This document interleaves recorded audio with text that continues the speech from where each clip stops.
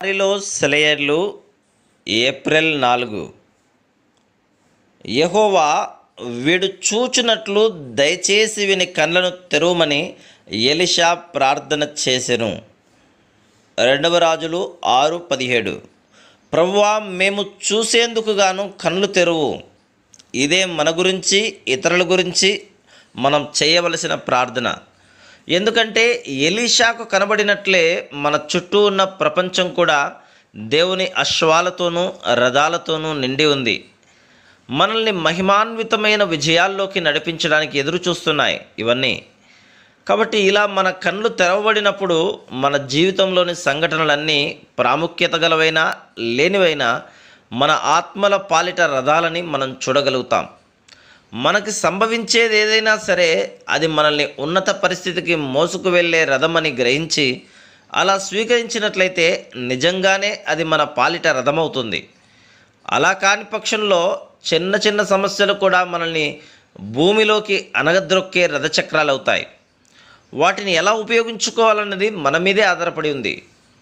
ఆ సంఘటనలు ఏవి అన్నదాని మీద కాదు, వాటిని మనం ఎలా స్వీకరిస్తున్నాం అన్నదాని మీదే అంతా ఆధారపడి ఉంది.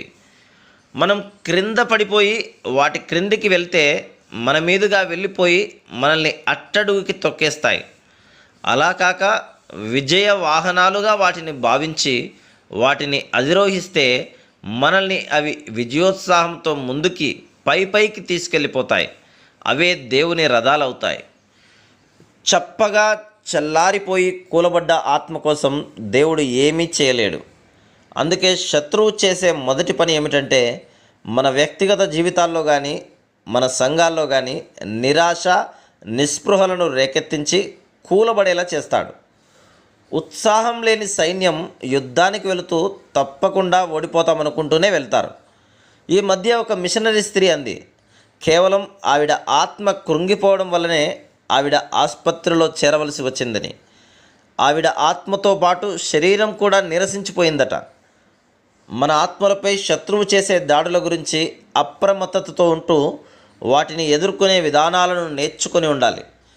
మనమున్న స్థితి నుండి శత్రువు మనల్ని క్రిందికి ఈడ్చగలిగితే ఇక మనల్ని క్రమంగా అరగదీయడానికి ప్రయత్నిస్తాడు. దానియేలు 7:25. ముట్టడి వేసి మెల్లమెల్లగా నీరసింపజేస్తాడు. చివరికి అలిసిపోయి ఓడిపోతాము. Praise lord.